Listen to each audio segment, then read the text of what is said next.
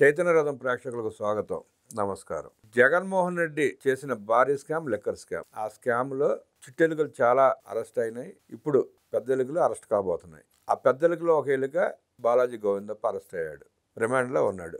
ధనంజయ రెడ్డి, కృష్ణమోహన్ రెడ్డి ఇవాళ రేపు అరెస్ట్ కాబోతున్నారు. సుప్రీంకోర్టుకి వెళ్లి ముందస్తు బెయిల్కి ప్రయత్నించినా సుప్రీంకోర్టు తిరస్కరించింది. ఈరోజు సిట్ విచారణ జరుగుతూ ఉంది. ఏ క్షణంలో అరెస్ట్ చేసే అవకాశం ఉంది. ఈ టెన్షన్ లో గుమ్మడికాయలు దొంగవటరా అంటే భుజాలు తడుముకున్నాడు. అంబటి రాంబాబు ఉలికి పడతా ఒక ప్రెస్ మీట్ పెట్టి మాట్లాడుతున్నాడు. అరెస్టులు శాశ్వతమా, ఎక్కువ రోజులు జైల్లో ఉంటారా అంటాడు. ప్రజల సొమ్ము అడ్డగోలుగా దోచుకుని వారి ఆరోగ్యాలతో ఆడుకుని లక్షల కోట్లు మింగేసిన జగన్ రెడ్డి మీద, జగన్ రెడ్డి దండుపాళ్లి బ్యాచ్ మీద కేసులు పెట్టక అరెస్ట్ చేయక వదిలేస్తారా? ఊరుకుంటారా? రాంబాబు గారు ఎందుకు అంత టెన్షన్ పడుతున్నాడు అంటే ఆయనకు కూడా ఈ చిల్లర గిట్టిందా, లేదంటే చిల్లరిచ్చి జగన్ రెడ్డి మాట్లాడిస్తున్నాడా, లేదంటే ఉన్న కార్యకర్తల నాయకులు కూడా జారిపోకుండా మేకపోతు గాంభీర్యం నటిస్తూ వాళ్ళని మభ్యపరుస్తున్నారా? అసలు రాంబాబు వ్యాఖ్యలు వెనక అర్థం ఏంటి, ఎందుకు మాట్లాడుతున్నాడు, దాని వెనక ఉన్న నేపథ్యం ఏంటో తెలుసుకునే ప్రయత్నం చేద్దాం. మనతో పాటు సోషల్ యాక్టివిస్ట్ శ్రీలీల గారు ఉన్నారు. వారిని మరిన్ని విశేషాలు తెలుసుకునే ప్రయత్నం చేద్దాం. నమస్తే శ్రీలీల. నేను అంబటి రాంబాబు ప్రెస్ మీట్లో మాట్లాడుతూ రకరకాల ఆరోపణలు చేస్తున్నాడు. అరెస్ట్ ఎందుకు చేయాలంటాడు, అరెస్ట్ చేస్తే శాశ్వతం అంటాడు. అంతేగాని దోచుకోవడం తప్పని మాత్రం అనట్లా. దాన్ని ఎట్లా చూస్తారు, ఎట్లా విశ్లేషిస్తారు? అంబటి రాంబాబు పాపం ఈయన ఎందుకు మాట్లాడుతున్నాడు అంటే పార్టీ కార్యకర్తలు పోకుండా నిలబెట్టుకోవటం కోసమా, లేకపోతే అసలు పార్టీనే లేకుండా పోయిద్దేమోనని చెప్పేసి భయానికి మాట్లాడుతున్నాడా, లేకపోతే జగన్మోహన్ రెడ్డి గారు ఇచ్చే డబ్బుల కోసం మాట్లాడుతున్నాడా అంటే వీటన్నిటికి కూడా డబ్బుల కోసమే మాట్లాడుతున్నాడని ప్రజలు అనుకుంటున్న విషయం. అంటే అంబటి రాంబాబు గారు పదే పదే ప్రెస్ ముందుకు వచ్చేసి అంటే మీరే శాశ్వతంగా ఉంటారనుకుంటున్నారని చెప్పేసి కూటమి ప్రభుత్వాన్ని అంటున్నారు. అంటే వీళ్ళు శాశ్వతంగా ఉంటామనే కదా అడ్డగోలుగా రాష్ట్రాన్ని సర్వనాశనం చేసేశారు, దోచేశారు, మద్యాన్ని ఏరులై పారించారు. మరి ఈ రోజున ఒక్కొక్కటిగా వస్తున్న ఈ కేసుల గురించి మాట్లాడాలి కదా. అసలే ఆయన సీనియర్ మోస్ట్ పొలిటీషియన్, మళ్ళీ లాయర్. మరి లాయర్గా ఉన్న ఆయన ఆ సెక్షన్లు ఏంటో చెప్పి వీళ్ళు ఏ విధంగా దోచుకున్నారు, ఏ విధంగా రాష్ట్రంలో ఉన్న ధనాన్నంతా ప్రజల సొమ్ముని కొల్లగొట్టారు, దారి దొంగల కంటే దారుణంగా వీళ్ళు దోచుకున్నారు. దారిని పోయే దొంగలన్నా వాళ్ళ దగ్గర ఉన్నదేదో దోచుకుపోతారు, కానీ వీళ్ళు అలా కాదు, ఇళ్లల్లో ఉన్నది కూడా లాక్కొని పోయారు. మరి వైఎస్ఆర్సీపీ పార్టీ అధికారంలో ఉన్నప్పుడు వాళ్ళు కదా విర్రవీగారు, మేము శాశ్వతంగా ఉంటాము, ఒక 25 సంవత్సరాలు 30 సంవత్సరాలు మేమే ముఖ్యమంత్రిగా ఉంటాం, మంత్రులుగా ఉంటాం, ఎమ్మెల్యేలుగా ఉంటాము. మరి 67 మంది ఎవరైతే సలహాదారులు ఉన్నారో జగన్మోహన్ రెడ్డి గారికి, వాళ్ళకి 100 కోట్ల రూపాయలు వెచ్చించి ఎందుకు సలహాదారులుగా పెట్టుకున్నారు అని అంటే ఆ రోజున పాపం జనాలకు అర్థం కాలేదు. రాష్ట్రాన్ని ఏదో బాగు చేసేసి ప్రజలందరికీ ఏదో వరగబెడతారంటే కాదు, నా జేబులు నింపుకోవటం కోసం ఏ విధంగా దొంగతనాలు చేయాలి, అవి కూడా చాతచక్యంగా, అంటే జనానికి కూడా అర్థం కాకుండా ఎలా చేయాలి దొంగతనాలు, కేవలం దానికోసమే ఈయన ఈ ఎవరైతే సలహాదారులు ఉన్నారో వాళ్ళందరినీ పెట్టుకున్నారు.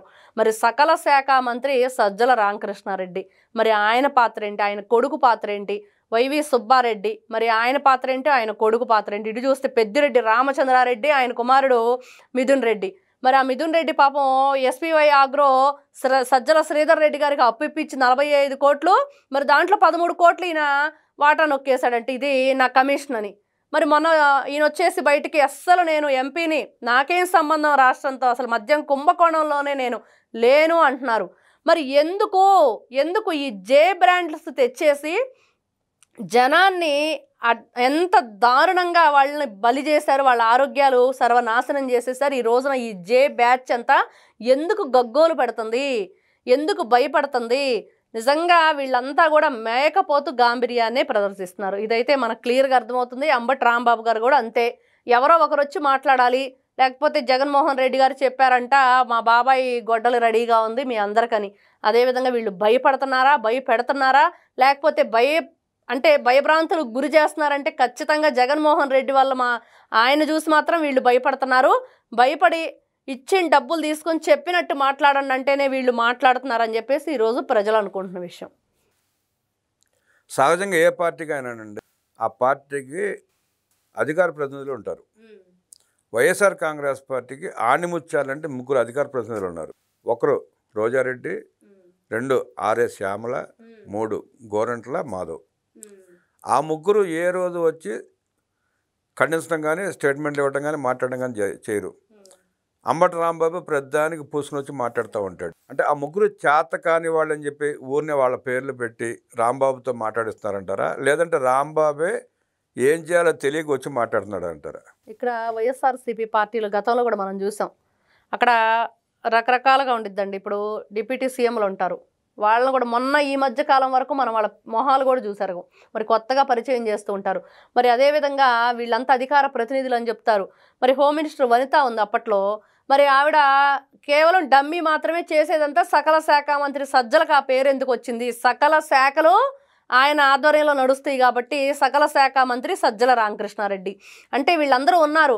మరి రోజా గారు ఉన్నారు, పాపం మొన్న ఏదో లేడీస్కి సంబంధించి ఒక ప్రోగ్రాం పెట్టేసి మేము సత్యభామలు, మరి నారావారి నరకాసుర చరిత్ర నడుస్తుంది ఇక్కడ అని చెప్పి మాట్లాడితే, మరి కాదమ్మా అది మీరు సత్యభామలు కాదు అసత్యభామలు, మరి నారావారి నరకాసుర చరిత్ర నడుస్తుందని చెప్పి ఆవిడ మాట్లాడింది. నరకాసుర పాలన కాదమ్మా, గతంలో మీరు నారాసుర రక్త చరిత్ర అని రాసిన నీచమైన చరిత్ర వీళ్ళది.